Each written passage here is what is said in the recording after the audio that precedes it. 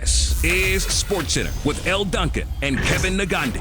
Welcome into SportsCenter. More from Tony and Mike coming up as we celebrate 20 years of PTI. And speaking of celebration, the Cowboys are feeling pretty good after last night. We take a closer look at Dak and the defense. I hate Stephen A. so much that even when they win, the first person I think about is, what's Stephen A. going to say? We're also going to estimate whether we should panic or be patient in week 3 of the NFL. But let's start with today's sick peanut butter suit. I see you, sir. Take away from that 20-point win for the Cowboys last night. It was the defense. Yeah. Right? You look at the first 2 games, they were able to get turnovers, but they didn't get a ton of stops. Last night, they got stops. And when you get turnovers, this is important. Yeah. The Dallas Cowboys have gotten lucky, probably more lucky than they've been in the last quarter century. So they will be tough as the season continues. It looks like the best offseason acquisition for the Cowboys was, in fact, Dan Quinn. Who would have thought that? Ryan is sticking around to talk much more about a struggling team. Kevin, you take it. Good to see here, folks. I mean, listen, there are some, I get that it's just 3 weeks into the season, RC, and there's certainly some teams who don't have winning records that still have moral victories, but how can you watch what you've seen the last 3 weeks in Pittsburgh and say,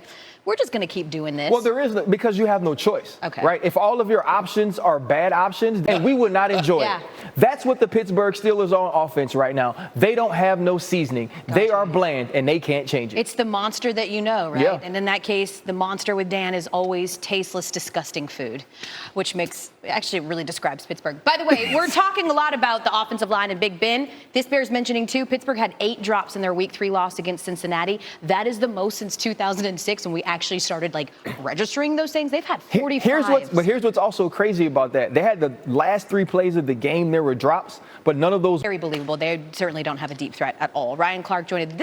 Went really well. Very optimistic. Peanut butter jelly time all day long here.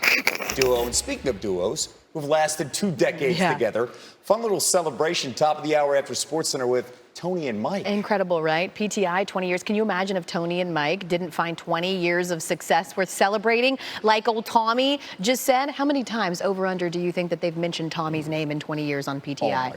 Over under 1,000. It's as many times as Wilbongo's knucklehead. I love it. Here are the Hall of Famers weighing in on another's return home. Thanks, Kevin. So the upcoming NBA season marks a return to some sense of normalcy, right? A calendar that starts in September and ends in June, a full 82-game slate, and, of course, the predictable and inevitable question of which super team will be the super team to take it all. Malika Andrews sat down with one piece of the East Beasties unit, James Harden, to discuss his first full season in Brooklyn and the potential that he'd sign up for more. Kevin, I'm going to preface this next story by saying that 90% of NBA players have received the COVID vaccine. That's according to the league. I think it's important to remember because a very vocal yet small group of players have made headlines the last couple of days for their stances on vaccinations, ranging from skeptical to evasive to downright defiant, and particularly troublesome for the players whose city mandates leave no room for discourse.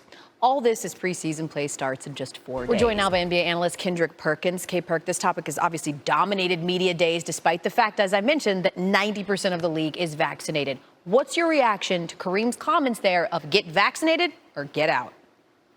You know what, El? He kept it 100. Not 100. He kept it 100. And here's why. It's interesting because that's really essentially sort of what you said. Great sentiment there is exactly what we just heard from Kareem, where he said it's very disingenuous that for some of you, you won't trust the research when it comes to this vaccine, but you would trust this research if your child was in need of medical intervention. Then you would. And he found that to be hypocritical. Kendrick Perkins joining us here on SportsCenter with the latest. Thanks, K-Perk. Week long. We are now less than 5 minutes away from PTI celebrating 20 years to honor Tony and Mike.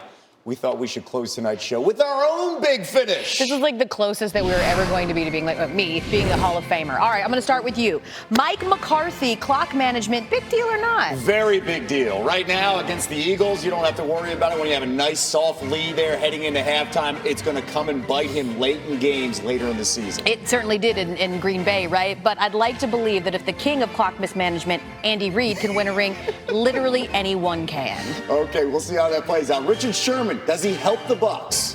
I don't know. I do know this, though. They've got a really, really young secondary, one of the youngest in the league. So the veteran presence there, and he's a sure tackler, something that the Bucs don't do particularly well. Why not? The most important thing is depth, right? When you look at a 17-game schedule and you have the experience of Sherman in the playoffs, just having him in the locker room, I think is a good thing. I'm also talking about a team that has a ton of depth and a lot of playoff experience. What happened? They don't need any help. They're the champions. But I actually like this move. Again, depth there, specifically long term. All right. Bryson DeChambeau, Elle. He wins the long drive. Your thoughts? Thank God I got golf. From what I know, this is like golf's version of Top Golf. I don't know. I imagine he would be good in a Top Golf setting with some potato skins and a driver. I mean, you tell me. All right, listen, I wish I was Tony. I've got a pad here. I wish I had glasses, but I'm going to read this. This is like the home run derby. Oh. I'm all for this, right? I think golf needs something like this because we've all played out in the courts and said, I just want to hit it far. I don't care where it goes. DeChambeau, the last time we saw him play in a tournament, Ryder Cup, went 417 yards. I'm going with the reigning champ, Kyle Berkshire, top ball speed, 230 miles per hour. DeChambeau, 216. So I'm going with the reigning champ. We were supposed to do research for this? I tried. Oh, See, my God. I didn't know that. All right. Well, shockingly, I'm unprepared. Will the Lakers win the West? No, I do not think so. I'm going to go with the Nuggets. I'm going to go with a surprise team that is now healthy. Jamal Murray and what they did last year. Jokic, I know you're giving me the look. Everybody's giving me the look. I'm going to just say Nuggets because it's easy to pick the Lakers. I'm actually not going to go. I don't know if it's going to be the Lakers because all I really do know is that the Golden State Warriors seem to be back. And until we know who they are, we don't know what the West is. That's a good one. Phillies, Braves. Who you got? Just stop, please. What do you think? It's the Braves. Listen, the Braves have to win so that they can have an awful collapse at some point in the playoffs because that's what Atlanta does. I'm going with Zach Wheeler tonight, but not the series. I've always wanted to say this. We'll see you tomorrow, knuckleheads. That's it.